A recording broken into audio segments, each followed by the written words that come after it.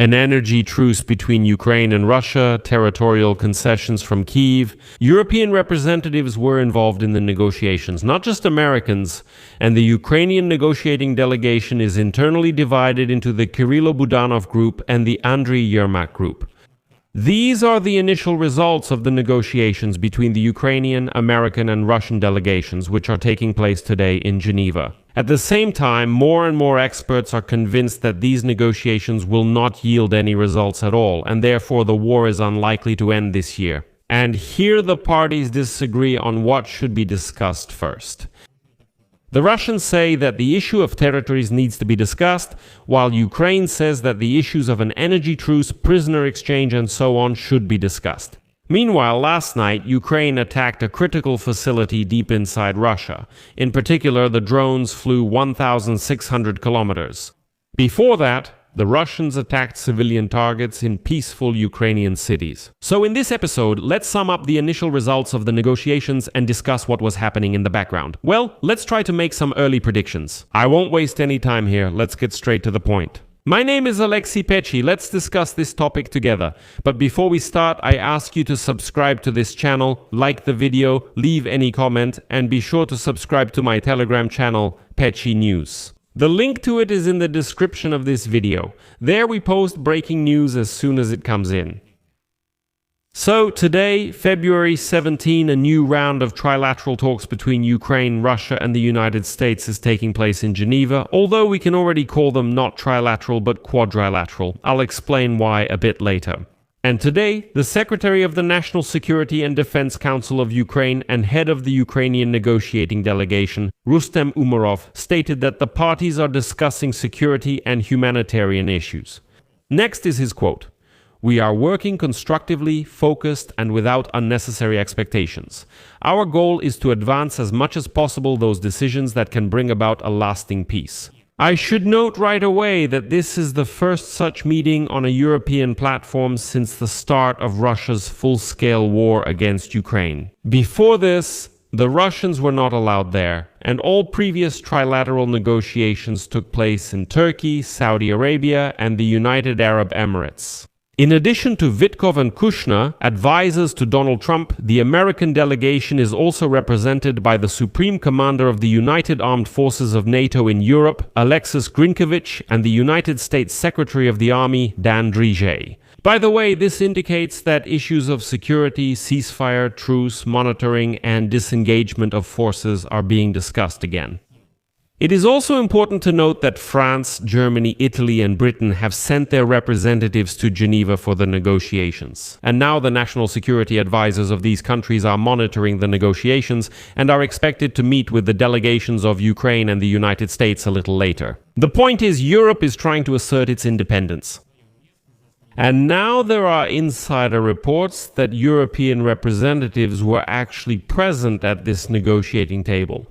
Therefore, we can say that these are no longer strictly trilateral negotiations. Finally, it's not just the Americans who have a seat at this table. Why? Because, after all, the issue of ending the war in Ukraine and the future security architecture of Europe is being discussed, and it would be strange to resolve this issue without the Europeans. As for the subject of the negotiations, the Russian side stated that this time the agenda is broader than during the previous round in Abu Dhabi. In particular, the Kremlin announced that the territorial issue would be discussed. Ukraine, for its part, plans to raise the topic of an energy truce. The Ukrainian side also expects results on humanitarian issues, such as prisoner exchanges. And on this topic, I want to note that today Volodymyr Zelenskyy announced that Ukraine has achieved an important result in returning children from under Russian control. Next, I'll quote Zelenskyy. "Today we have an important result. 2,000 Ukrainian children who were able to be brought home from under Russian control. And according to him, the return of each child became possible thanks to the daily work carried out, in particular by public organizations and international partners." And let's get back to the negotiations. This time, Russia downgraded the status of its delegation, which was headed by the assistant to the Russian dictator and his ideologist Vladimir Medinsky, who already took part in the negotiations last year in Istanbul. Although before that, in Abu Dhabi, the Russian delegation was led by the head of the main intelligence directorate of Russia, Igor Kostyukov. And in fact, such a downgrade of the delegation's status is a slap in the face to the Americans, because the United States once again sent military officials to the negotiations. And Russia sent a clown and some pseudo-historian Medinsky, who has absolutely no authority at all. He's just a dummy who can talk, give pseudo-lectures, historical and so on. Well, it's important to note that besides Medinsky, the Russian group also includes the Deputy Minister of the Russian Institute of Foreign Affairs, Mikhail Galuzin, who is known for supporting the Kremlin's hardline stance. So, this Galuzin, on the eve of these negotiations, started spreading theses about external governance of Ukraine under the auspices of the United Nations. In the previous episode, I talked in detail about this proposal, its trap, its danger, and how Moscow is trying to use this mechanism of external governance to rename the occupation of all of Ukraine. In addition, the Russian negotiation team also includes a representative of the Russian main intelligence directorate, Alexander Zorin, who participated in the negotiations on Azovstal in 2022. Here we have a hint that the issue of further prisoner exchanges is still being discussed. And here the situation is simply paradoxical. Because on the eve of the negotiations in Geneva, United States President Donald Trump increased pressure on Kiev, stating that Ukraine needs to, or rather doesn't need to, but Ukraine needs to. It would be better for Ukraine to sit down at the negotiating table as soon as possible. A quote from Donald Trump that makes you think that, in my opinion, he's confused or doesn't understand something. Trump says these are important negotiations. It will be very easy. Look, it would be better for Ukraine to sit down at the negotiating table quickly, that's all I'm telling you. We're in such a position we want them to come, and it's kind of crazy, you know? Well, I mean, Trump says it would be better for Ukraine to quickly sit down at the negotiating table, but at what point did we refuse to sit down at the negotiating table? At what point did we ever refuse negotiations at all? So here I have a question. What exactly caused such a reaction from Donald Trump when he says that Ukraine should sit down at the negotiating table? But let's move on to the next section. I should note that before the meeting in Geneva, the Russians carried out a combined strike on Ukraine with missiles and drones on the night of February 17. The main targets were energy and civilian infrastructure. Well, terrorists don't behave any other way. That night, the enemy launched 29 missiles and 396 drones. Odessa, Dnipro, and western Ukraine were under attack. But Ukraine also responded to this attack. Ukrainian defenders from the Security Service of Ukraine struck the Russian chemical plant Metafrax Chemicals in the Perm region of the Russian Federation with drones. It is located more than 1,600 kilometers from the Ukrainian border, and this plant produces chemical components necessary for making explosives and other military materials. The plant is under international sanctions, and that's why the Security Service of Ukraine has also added Ukrainian sanctions to it. But then, suddenly, some rather unpleasant news about the negotiations appeared. As The Economist writes, the key point in the peace negotiations was Moscow's demand to hand over part of the Donetsk region that is under Kiev's control. Ukraine, Russia, and the United States had been working since the beginning of the year on a compromise initiated by America, which would provide for the creation of a demilitarized free economic zone in Donbass, possibly under the auspices of Donald Trump's Peace Council.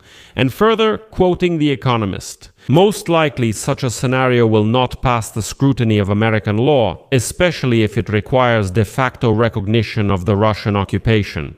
It's unclear whether Stephen Witkoff, the chief United States negotiator, understands this, but disagreements are also noticeable within the Ukrainian delegation. One faction, centered around Mr. Budanov, believes that Ukraine's interests are best served by a quick deal under American leadership and fears that the window of opportunity may soon close. But the other faction, which is clearly still under the influence of former head of the Ukrainian president's office, Andrei Yermak, who resigned due to a corruption scandal, is much less interested in this. Zelenskyy apparently is balancing between the two groups while also having his own ideas. The Economist article notes that since the start of the year, Ukraine and Russia have been moving toward an agreement. The outlines of a stronger security guarantees agreement have emerged, and the composition of the negotiators has also changed. But some experts insist that all these negotiations are just a smokescreen. Right now, many media outlets are spreading quotes from the well-known Russian opposition figure Garry Kasparov, and today he made the following statement, quote, "The key phrase has not yet been spoken, the one that defines the cause of the war as Putin's desire to eliminate Ukrainian statehood and restore Russian Soviet imperial influence over Eastern Europe. Everything else is just talk for the poor." A compromise in negotiations would just mean that Putin will regroup and lose. The war for Putin does not end in Ukraine. We have the root causes of the war, and any attempt to reach an agreement without addressing these root causes is doomed to fail. I'll leave it at that. Share your opinions and conclusions in the comments below this episode, subscribe to the channel, hit the bell, and don't forget to like. If you found this episode useful and interesting, you can support our YouTube channel financially with any donation or a paid sponsorship subscription. For example, sponsorship on YouTube, Patreon, Buy Me Coffee, PayPal, or crypto wallets, all these details are in the description of this video. I will be grateful for any support from you. That's all for now. Take care of yourselves. Goodbye, everyone.